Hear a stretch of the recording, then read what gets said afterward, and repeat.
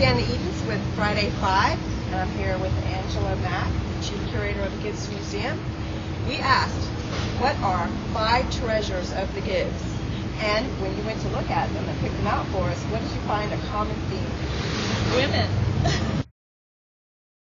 Recently there was an exhibition at the Metropolitan Museum on Child Hassan, and the researchers there discovered that the painting had an earlier title. It came to us with the title, The Green Gown, and of course that's very obvious from what she's wearing.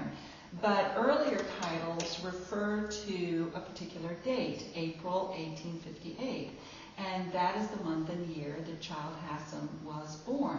So the thought is now that this is a portrait, a posthumous portrait of his mother when she was pregnant with him. So in a way it helps, because for a long time scholars couldn't quite understand the costume that she was wearing. It's not indicative of the time period in which this painting was executed.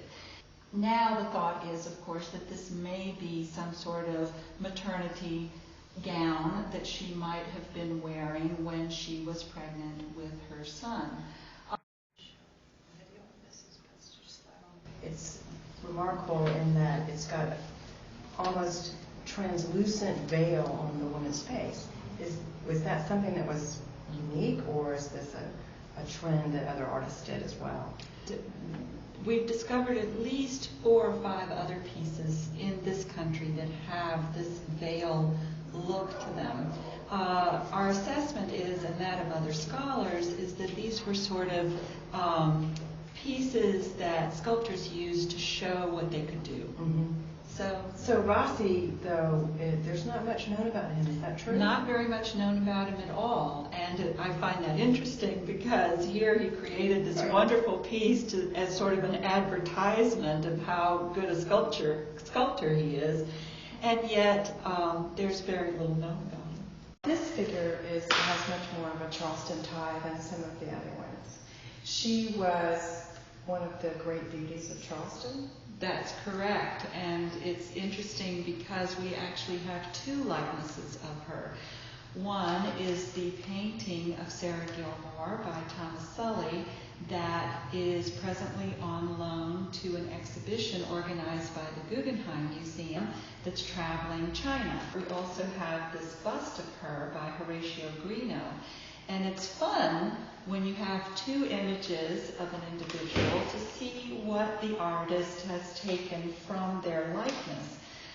In the Thomas Sully portrait, Sarah is truly the socialite of Charleston. Greeno has created someone a little less gorgeous, let's say.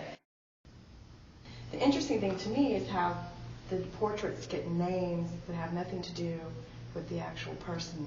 This one is called The Green Fan, although it does have another title. Yes, again, this is a painting that for a period of time was called something else. It was called Girl of Toledo.